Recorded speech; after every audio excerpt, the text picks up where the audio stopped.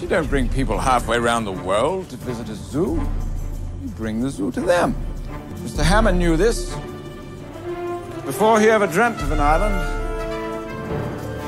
He began construction on an amphitheater, but he abandoned it in favor of something far grander. And so the facility sits unused, unfinished, when it could be completed and ready to receive visitors in less than a month.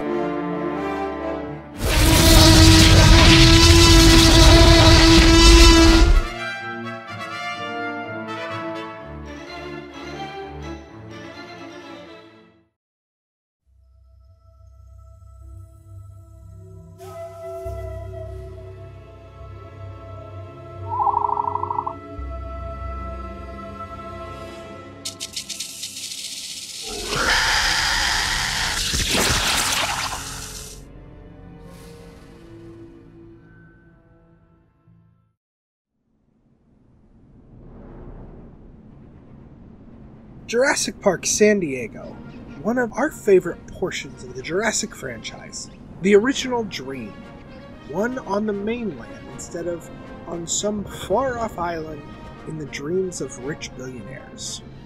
San Diego was the main catalyst introducing the world to InGen's achievements.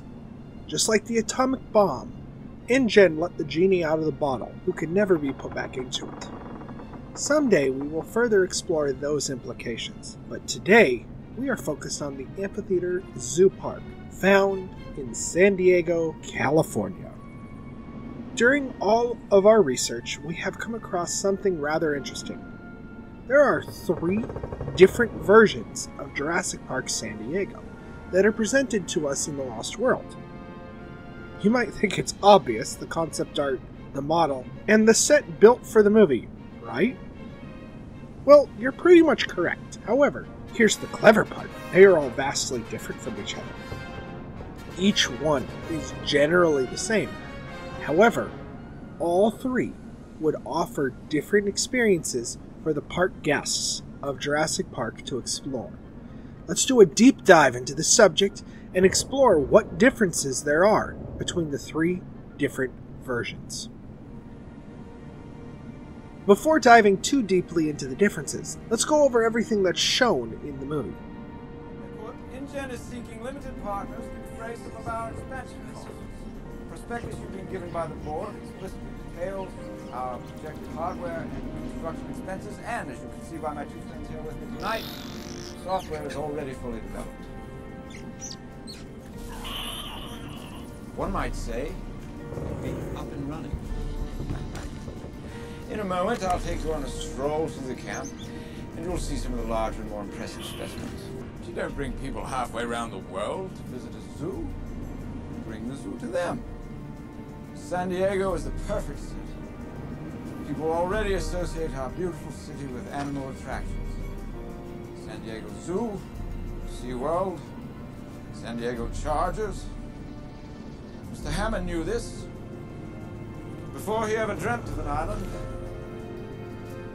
Began construction on an amphitheater, very near to where you're sitting right now at the InGen waterfront complex.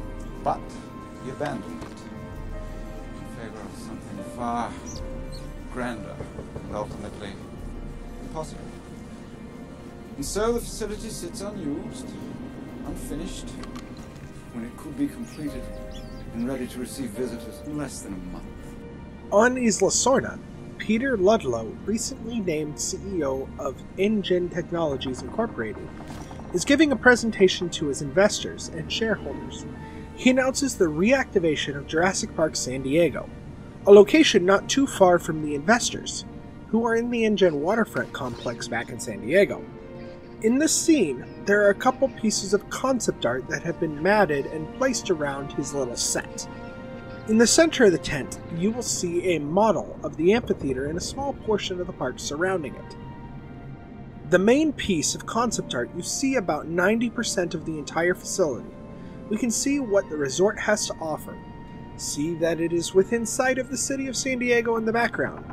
Through this piece of concept art, we will establish the base ideas for the park that all 3 of the different versions will follow. We start off with the central amphitheater, which would showcase the different species of the park. We have two smaller sized exhibits on either side of the amphitheater. In the back, you can see a little building attached to the back. There are 4 moderately sized pit-style exhibits in the front of the park that flank the entrance pathway. Note the angle of which the pathways go between the 2 paddocks on either side of the park. Lastly, we have 8 different sized buildings dotted around the back half of the park, and that the entire place has a jungle safari motif that seems to have the same feel as Isla Aventura, the other mainland theme park in the Jurassic franchise. Before we leave this segment, I'd like to mention the other 2 smaller pieces of concept art that are matted and put up behind Ludlow. There's one that looks like it was done by the same artist that gives a more above view of the amphitheater, as well as some of the portions of the park hidden behind the amphitheater in the original. The second is something that looks straight out of a 50s monster flick. It's got flashy lights, and it's taken at night. It still follows the basic principles, however, it feels the most distinct and different from the rest, so we aren't going to truly count this one in our reference since it only exists in this form. The main focus of Ludlow's presentation was the model of the central amphitheater, showcasing a little bit of the surrounding pathways. The model is roughly 4 feet by 5 feet. The pathways are different from the concept art. Since this is only a model and its focus is primarily on the amphitheater, we are willing to overlook this for the time being. Outside of the movie, there exist 2 pictures that we are aware of showcasing this version of the model, one overlooking the model from the front and one from the back zoomed in to show the stage of the amphitheater. Now we are really getting the Hammond Flea Circus vibes from this model. Hammond would have just brought it to a much larger scale than before. The picture showing the front of the amphitheater shows proof of the backside paddocks. It also shows proof of a more arid feeling to the foliage and ground cover, much better fitting to the San Diego location than the more jungly environment that Isla Aventura has. The second picture showcases much more of the stage area and a portion of the eastern paddock attached to the amphitheater. This version of the park has ground level exhibits that showcase a jungle environment, as well as an angled fence posts just like the original movie. Now that we have those established, let's jump ahead through the movie. The buck has escaped to Rampage San Diego, and Ludlow has just told Doctors Malcolm and Harding that the infant Rex has been transported to Jurassic Park. When Malcolm drives through the center colonnade of the park, leading up to the back of the amphitheater, we see a good quarter of the park as it is under construction. We have a few different pictures of this location that reveal it to be a large model that was used to get the shot. This version is a lot different from the other model. For starters, the amphitheater in this model looks to be about 4 feet by 4 feet on its own, so much bigger than the previous one. Outside of the obvious fact that it's also under construction, we can see that only one paddock appears to be ready for its inhabitants. More than likely the ferocious buck Tyrannosaurus Rex. Now, we have come to the compare and contrast portion of the video.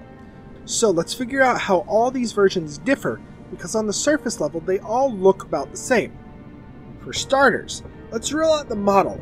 That one we don't get a clear enough look at the park surrounding it, but at the same time it appears to be the smallest amphitheater in scale with everything else around it, as well as its pathways surrounding the structure, are the most different between the 3 models.